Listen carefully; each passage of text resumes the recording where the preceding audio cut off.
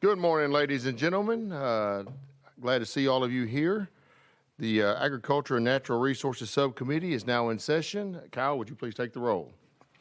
Representative Fritz. Here. Representative Holsey. Here. Representative Jones. Here. Representative Reedy. Here. Representative Shaw. Here.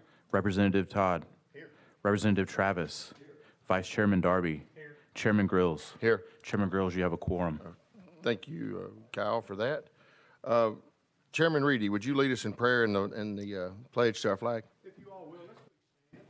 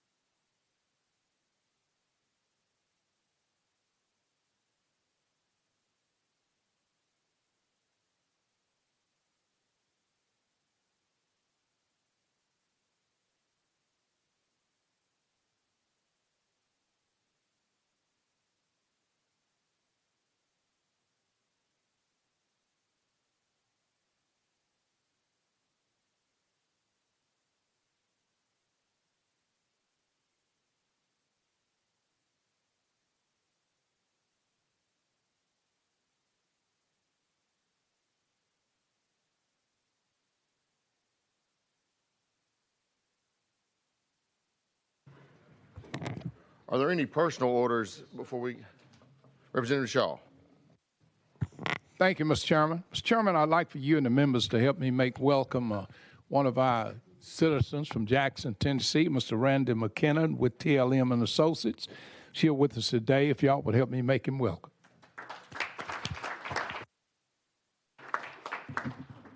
Do we have anyone else?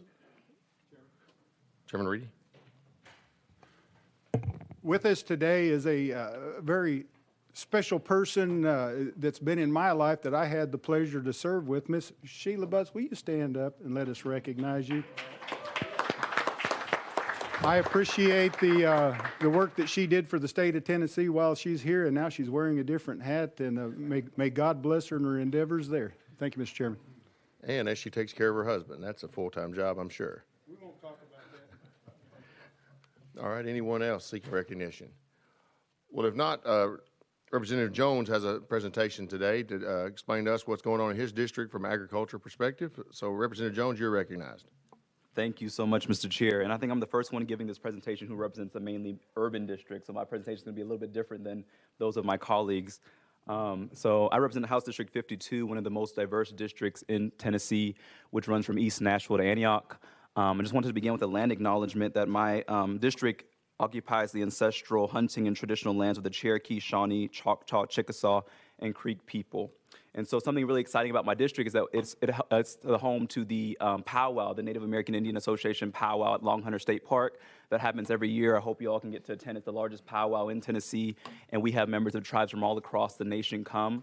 Really beautiful, this is a picture from 2019, a really beautiful array of diversity of different tribes and the continued indigenous presence here in Tennessee. And this is Long Hunter State Park, the only state park in my district.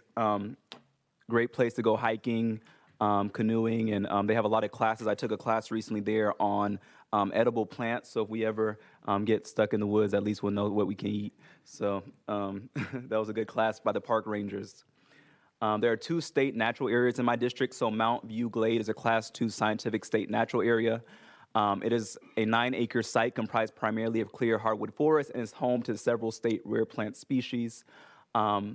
And then Couchville Cedar Glade is also a Class 2 scientific state natural area. This is a 140-acre site nearby Longhorn State Park.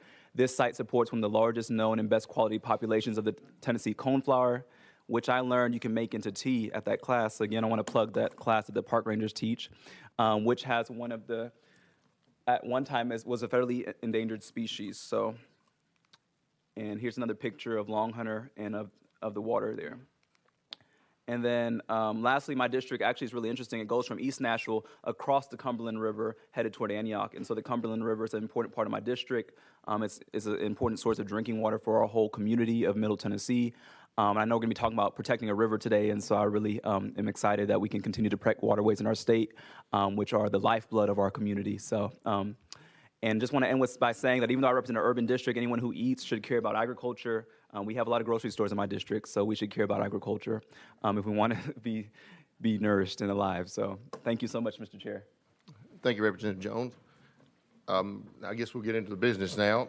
First off, some housekeeping issues. HB 980 by Representative Terry has been rolled 1 week without objection.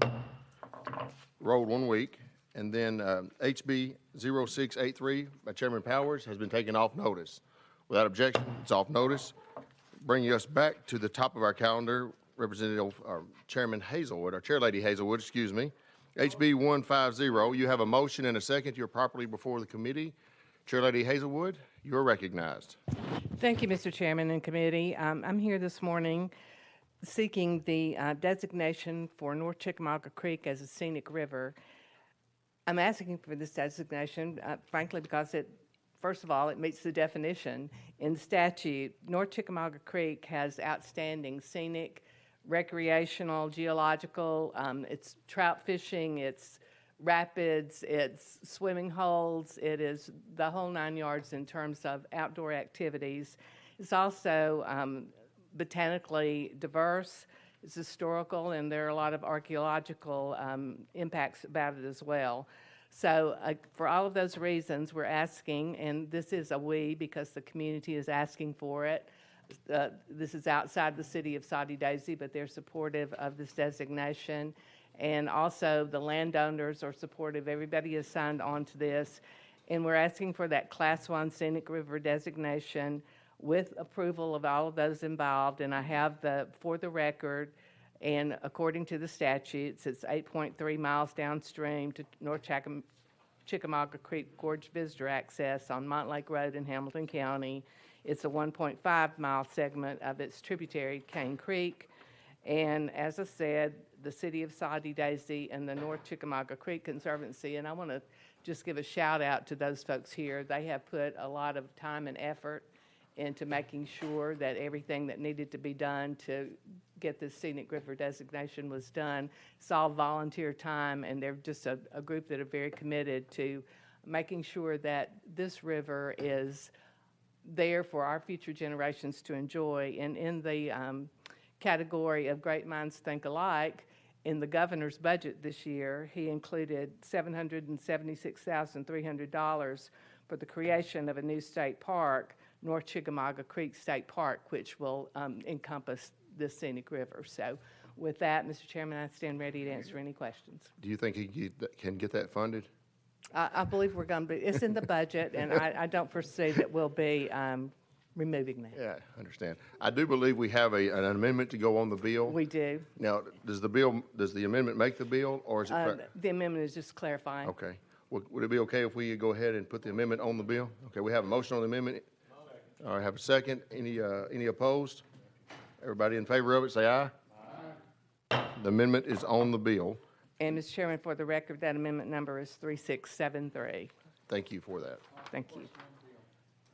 We have questions been called on the bill, but before that, we had a couple of people asking questions. Chairman Todd? Thank you, Mr. Chairman. Question about the land use around this. What is the current ownership or land use directly around this channel? Charlie Hazelwood? It is, and I believe there are people here who can probably answer this better than I, but to my knowledge, first of all, this doesn't change anything about the land use. So if it's private land now, it remains private land, and we do have owners who have, they're amenable to and actually want to have this designation for this, because everybody recognizes it really is a resource for Hamilton County and for the state of Tennessee, but no land use is changed by this designation. Chairman Todd? Do you know if it changes any puts any restrictions on any other properties in a radius or anything around this? It does not. It does not change the land use for the property along the designation or the surrounding property. If it's private property, those property owners can continue to do, whatever they choose to do with the surrounding area. Chairman Todd? Thank you, Mr. Chairman. I appreciate that. That's always a concern of mine, just looking at, what somebody owns today, and if we change the rules by some law or statute here that affects them, that's always a great concern of mine. So thank you for explaining that. Chair Lady? Okay. Chairman Reedy, do you have a question? No, Mr. Chairman, thank you. My question's been answered. Okay. Any other questions? Seeing none, we will vote on sending House Bill 150 to full committee. All in favor say aye. Aye. Any opposed? On to full. Chair Lady Hazelwood, you have a good day. Thank you for so much. visiting us. Next is item number 3, House Bill 0447 by Chairman Sapicki. You have a motion and a second. You are properly before the committee. Chairman Sapicki, you're recognized. Thank you, members. I just came from an education committee with Chairman Todd. It was Do we very- have an amendment on this bill? Nope. Okay. No, we're straight up on this one. I'm here to talk to you about water also. East Palestine is very concerned about water right now. Flint, Michigan's concerned about water right now. One of the things that we have in Murray County, and this is what this bill does, is it asks to make the Duck River on the western side of the city of Columbia a Class 2 scenic waterway. As you may or may not know, the Duck River is rated by National Geographic as probably the most biodiverse river in the world. Think about that. Right here in old Middle Tennessee, the Duck River that soldiers from both sides of the Army crossed over a long, long time ago, is the most biodiverse river in the world. But it did not get that way, and it was not that way before. We had major industry along that river that really polluted it very badly. And it's taken a long time to get this river back to where it was. And we have already protected the eastern side of the Duck River in Murray County as a Class 2 pastoral scenic waterway. What we're asking this committee to do, with my county commission member sitting here who gave this resolution to me, is to make the western side of the Duck River a Class 2 scenic waterway to maintain the pristine nature of this for, as Chairman Hazelwood talked about, kayaking, outdoorsmanship, floating, and just a recreational use of this jewel, but also to protect the water source for southern Middle Tennessee for the next 100 years, to make sure that this water source will maintain a viable addition to Columbia Power and Water, to make sure that we can provide water to those people who are going to move into southern Middle Tennessee over the next 100 years. That's what it does. We're asking this committee to approve this, and Mr. Chairman, I'll stand ready to answer questions. Thank you, Chairman Sapicki. Chairman Halsey. Thank you, Mr. Chairman. I was just going to make a comment that in the last 2 weeks, we have had contentious things like the drag queens and all the issues that went with that. We have dealt with abortion and all the issues that dealt with that. We've dealt with bills dealing with transgender surgeries. But through all of that, I never got as many emails as I got from your people in Murray County. And I'm not sure if they're worried that brilliant people like you and me can't get a bill passed, or if they're just participating in government, but I'm glad to see it. I just wanted to tell you that. Cautious optimism. Chairman Halsey, always love your perspective. Representative Jones? Chairman Halsey said what I was going to say. I got a lot of emails from Murray County residents, and just really grateful for you all emailing us and letting us know about the importance of this river. I have a constitutional amendment to try and protect our water and our air for future generations. That's going to be heard here soon, so we'd love to have your support. And thank you so much, Chairman Sapicki, for this. I went to the Duck River kayaking and spent a lot of time there and learned about the biodiversity, and I think it's really important for our future generations to preserve that. So I support this bill. Thank you. Representative Shaw? Thank you, Mr. Chairman. You know, after knowing Chairman Sapicki like I know him, I told him I didn't know he represented so many good people. I thought everybody was like him. But I won't tell you, he's got some good people up there, and we just appreciate that. Chairman Sapicki, do you want to respond? No. What about after the vote? No, no. Chairman Todd, you're on the list. Thank you, Mr. Chairman. Basically, the same questions that I had for the previous bill. As far as property owners, I've met some of the property owners along this stretch of the river. Do you know of any property owners that will be affected by this bill that would have opposition to it? Chairman Speakey. There were some early opposition. There were some early questions about the bill from agricultural people. And agriculture in a Class 2 pastoral is exempt. They can continue to do the business that they're normally doing in agriculture. I, too, am a cattle rancher right now, and yes, my cattle do drink out of the creek that runs through my property. But what I found in general is agriculture normally, I don't want to be general out here, but agriculture normally does a very good job of protecting our water sources because agriculture needs the water for their livestock and for their crops. So the answer is short term is no. Chairman Todd. Thank you, Mr. Chairman. You mentioned how the river had traditionally, at least historically, been polluted, and obviously in 1972, when the Clean Water Act was passed, a lot of things began to change. And as you know, my career has been built around that Clean Water Act and multiple aspects of it. And it is amazing how nature responds when you remove those pollutants, and as we have done by law and by rule, and that stands still today. We have, matter of fact, probably every time a permit gets renewed, general permits get renewed, or rules get revised, it becomes tougher and tougher. We have stricter and stricter limits put on discharges to rivers and things that could pollute, which I think is a good thing for society. So I think that river and most of our streams in Tennessee now are very much protected, more so than they were certainly 20 years ago, 30 years ago, or 40 years ago. And I think we're headed in the right direction. So protecting that water source and then that just that resource, I think, is very important. But again, I'm always concerned about property rights and how something's going to affect someone else. So I just want to, I guess, drill down, because I think the Class 2, and this is different, this designation is different than the bill we just heard, in that it has further ramifications. So from your research on that, because I don't have a lot of research on it, how far out does this affect property or potential uses or discharges to the river? Do you have that kind of information? Generality, yes. Oh, sorry, Mr. Chairman. You're recognized. Generality, yes. In the provision here, the TDEC commissioner is tasked now to maintain the water quality. His job is not to interfere with business. His job is not to prohibit business or land use, right?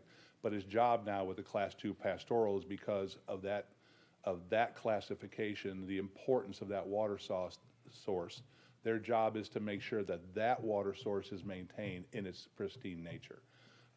And at the county level, they'll make sure that there's planning and zoning requirements that will fall in accordance with this to make sure. I would assume that if somebody wanted to put a rendering facility and dump their refuse into the Duck River, TDEC's probably going to have a problem with that, which they should. But to maintain that ability, and I know as Mr. Jones, or Representative Jones has said about kayaking that river, I invite you all to come down there. It is incredible of how nice that river has recovered after the industrial pollution that we've had a long time ago. So I hope that was a long answer to a short question, I guess. Chairman Todd. Thank you, Mr. Chairman. I guess I would love to have TDEC's perspective on this. I don't know, do we have them on the list to call on to just ask them a similar question? Will this change permit requirements? Will it change discharge requirements in that region, and how so? We'll go out of session without objection and bring TDEC up here to answer a few questions. TDEC, you're in the bullpen. Hope you're warm.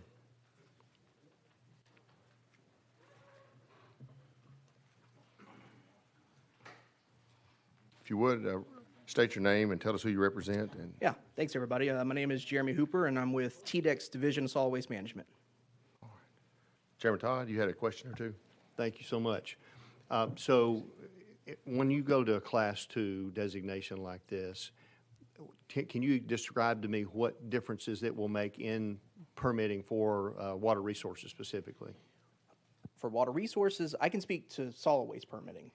Okay. So, these types of scenic rivers require a 2-mile buffer in which landfills cannot be permitted. So if this is extended to this, we would have to consider that in the permitting process. Thank you. Do you know of any, you mentioned landfills, and I was actually expecting somebody to answer questions about water specifically, but you mentioned landfills. Do you know of any property that is already designated or potentially designated? And I don't remember all the technical language when it comes to the landfills. There are landfills in this area that would be in that 2-mile buffer. I don't think any of them are currently active. I can confirm that and get back to you. So I don't know how that would impact existing landfills. Chairman Todd? Thank you, Mr. Chairman. So there are some permitted landfills, they're just not active. If that's the case, then if they were to reactivate and become active, how do you think this might affect them? That's a good question. I'm not sure. I guess it would depend on if there was some sort of grandfather clause for existing facilities or something like that. Okay. Chairman Todd? And we can ask the sponsor when we go back into session if there is a clause like that. I don't see the language here, but I may be missing it. Generally, from permitting landfills, what would you, from a water standpoint, a discharge standpoint, what are you dealing with primarily? So all landfills have a water permit, and that's actually handled by our Division of Water Resources. We communicate with them to make sure we're all on the same page, but that is handled by them. But they do have a discharge permit. Chairman Todd? Okay, so do you ever get involved in that to answer any more questions about what that discharge permit would look like, or maybe just more general how it would be affected by a designation like this? Sure. I can't currently, but could go back and get some answers. Okay. Chairman Todd, would you like to call Blair up and see if she may be able to give you a... She looks warm, yes, sir.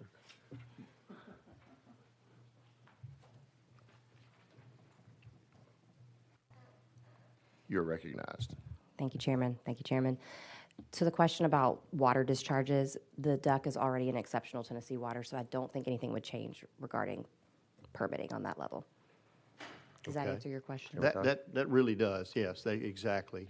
Because obviously I've dealt with discharge permits for 30 years. I knew there could be, but I wasn't sure. I've never dealt with a Class 2 designation from a permitting standpoint. So that does help a lot. If it's already got one classification now and this isn't really changing that, then I would think it wouldn't affect the property owners that have been mentioned.